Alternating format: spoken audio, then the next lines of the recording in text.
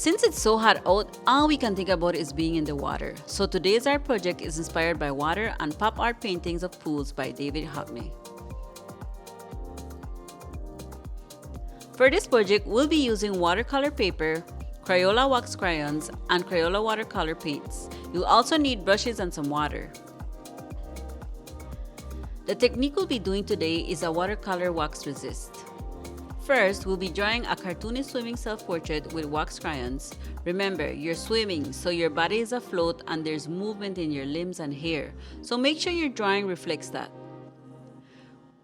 We will also be drawing squiggly lines all over a paper in white wax crayons to represent the reflection and movement of light in the water. These won't show at first, as it's white on white. So we need to be very meticulous in how we place these lines to make sure they are evenly distributed with no spots missed. Now we're done with our wax drawings and lines, and it's time to add watercolor. Since we'll be painting water, we want our paints to be more translucent than usual. We'll be adding water to our palette and mixing it with small amounts of light blues and greens to create even lighter shades. We will also be wetting our paper before adding the watercolor paint to give the pigment more flow when it hits the paper.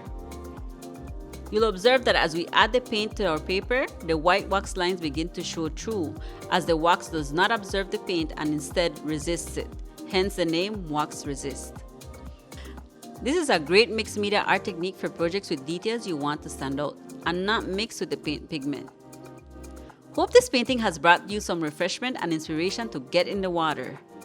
Join us next week for a tutorial on drawing with contoured lines.